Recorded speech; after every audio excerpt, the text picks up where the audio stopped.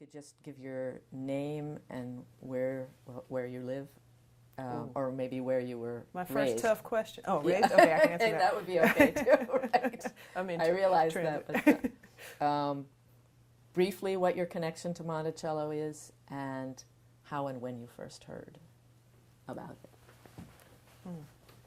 Okay.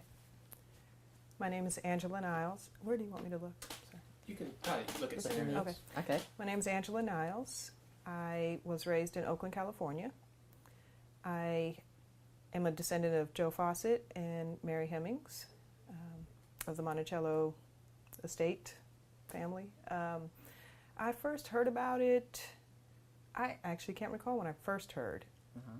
It has come, more to our family's attention. Of course, this visit has heightened the conversation. This pending visit to Monticello, June of 2011, and we've talked about it a lot more. Visiting Monticello has put a lot more in context for me. But conversation about our legacy and our ancestry, comes up periodically in our family. Do you remember who first told you about this connection? I know you have the craft connection, which was probably throughout. Correct. The craft connection is definitely, I'm more in touch with that side. There's a lot of books written that we've had on our shelves, and the name is closer to my generation. A lot of people have carried, my grandmother's maiden name is Craft, and it shows up as in people's middle names within our family. So it's just the Craft story, the craft name, like I said, is right there. The Craft story has been carried on so much, so it's very present. Different people pick up the story and will contact us. And I know that I met a playwright in New York who did a play about Ellen Craft specifically. I met a professor of history at the University of Georgia who is one of the more recent ones to pick up the story, the Craft story, and has republished the book with her. Professors do afterwards or forwards, or but her research, and she actually came out and spoke at Stanford and invited us there. So the Craft story is more prominent. The Hemmings story and the Fawcett story hasn't been as prominent. I don't recall what your original question was, but No, I was asking if you remembered who had told you about the Monticello side of the story. I think my aunt, Mary Ellen Butler, and her husband, Don Butler, are some of the ones who are closest to the story. They are really into the history of the area, which ties them in. My mother's brother, Richard Rose, who's also Mary Ellen's brother, is also a historian in our family. He does the family trees for us, and so we have a great family tree, which you probably would love a copy of, maybe. We may have a copy. You may have a copy. And so he does a really good job of that, so that we have a visual of the lines. You can see how Correct. it goes. And as the Monticello story is sort of growing a bit in the family, I mean, is there any individual, Joseph Fawcett or his wife Edith or Mary Hemmings, who sort of rises up as somebody that strikes a chord with you?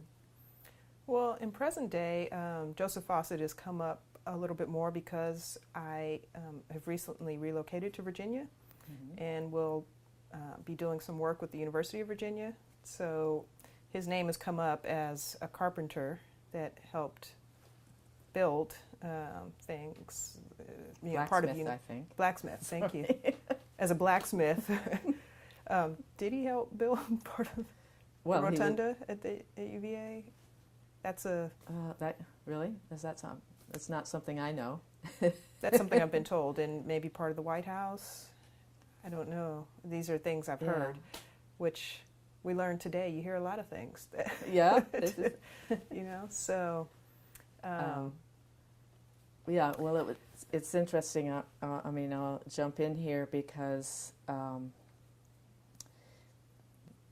your line of the family seemed like it was so focused on the crafts that the Correct. Monticello disappeared for various reasons, and Joseph Fawcett disappeared as well until recently. And Ian actually has given tours at Monticello. He knows that Fawcett's were your your central characters.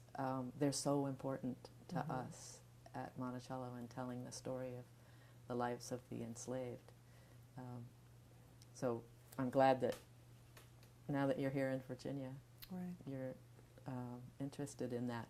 Anyway, I'll get back to my questions. And when you said that, I realized when you asked me when I first heard about it, I remember you interviewing my grandmother. So that You was were there. That was a big moment of, oh, here's another aspect of the family.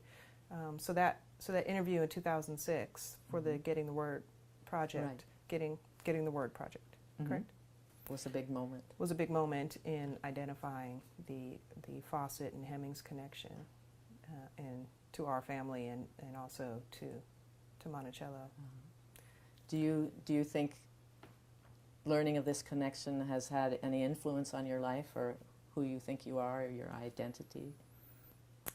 No, I don't. And maybe, actually, I think that's a continuing evolution. Again, the craft story is so strong and has been so prominent. Even that, having had that story growing up, it took until well into my adulthood before I sort of made it my own. Like I actually read the adult version of the book because there's a children's version, and was taking an ancestry course, and I was getting a master's in my 30s, and became more interested in my family history. And even through that process, I was still paying more attention to the craft story and other parts of my family history, my father's side as well. So, this has the Fawcett and the Hemmings connection just has, like you said, it's sort of disappeared in a way. I just didn't know much about it, but it's an interesting thing to have sort of history in your family. It's great. I think there's ways that it informs our family as a whole and the foundation of the family. It probably doesn't change much about how I walk through my day, but from time to time it has an impact. Being invited to the Juneteenth celebration in Stafford County yesterday that honored William and Ellen Craft, things like that will happen. Having the attention that we received today at Monticello, the tour with yourself and Catherine, things like that, just to remind you that, wow, some pretty powerful things have happened, and there are some other pretty colorful characters in the lineage, William Monroe Trotter and people like that who have done some pretty brave things. So I tried to look back on that, especially when I have moments of trepidation, and say, okay, Ellen Craft, now Mary Hemmings and Joe Fawcett and like I said, William Monroe Trotter and my grandmother, Virginia Craft Rose, just really powerful figures in our family. So I try to use it. I don't know how much it impacts how I walk through my day, but That's great. That's great. And anything else about your visit to Monticello that really struck you or moved you? Well, from a historical perspective, it just helped me put a lot of just American history into context. History as a subject is not one that I particularly gravitated towards in school. It was just kind of get through it. So there's just something about standing somewhere and being somewhere. Virginia as a whole is completely different than California when it comes to American history, and just how much history is present in sort of walking down the street. You see things and it stands out in a way that's a little different. So as a whole, like I said, just being on the Monticello property and coming as, oh, well, I'm a descendant of somebody who lived here and was a very big part of this estate, that's how I walked in the door.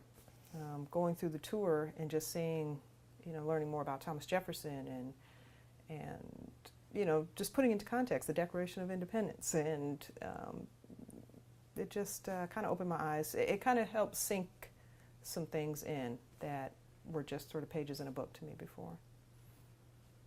Great. Wonderful. Thank you so much. You're welcome.